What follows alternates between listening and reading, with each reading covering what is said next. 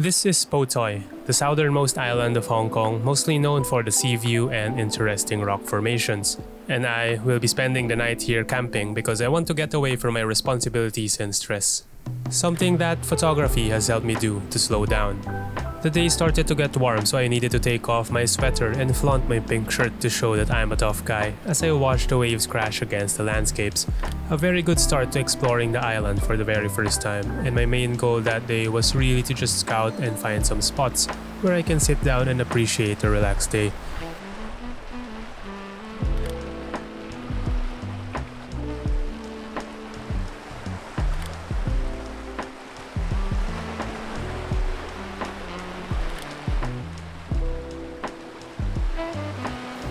After those initial shots, I checked out this trail that led me closer to the seaside, and of course I would want to see if I can have some interesting compositions or frames from this part of the island. I then stumbled upon a declared monument of Hong Kong, some ancient rock carvings believed to be more than 3,000 years old and possibly created to appease the sea spirits. I did find the spiral patterns to be quite interesting and made me think about what these really meant. After checking out the rock carvings, I walked across to the other side and was able to get closer to the sea and some rock foregrounds, which made for setting up the shots and do some long exposure photography to smoothen out the waves. I had to set the tripod low to emphasize the foreground and leading through with the waves towards the Potoi lighthouse far in the background.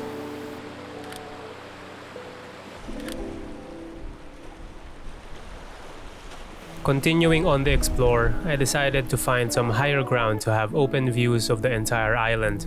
The hike up the island trail wasn't particularly challenging, just quite unshaded from the heat with a lot of stairs, but it did make for some good perspectives even if the only real subject I could find was still the lighthouse.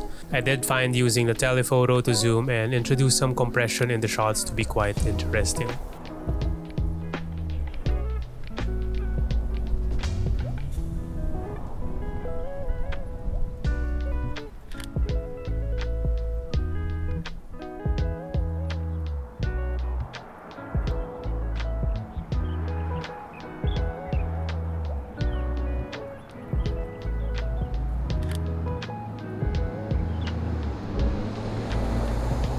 The sun was getting low fast and I didn't think the view was gonna improve drastically, so instead of proceeding further, I made the decision to settle for an open spot for a shot that I wanted to take on the island. A self-portrait standing on the landscapes and looking far towards the lighthouse and endless sea to depict the feeling that I was on Hong Kong's southern edge. A good memory for this island.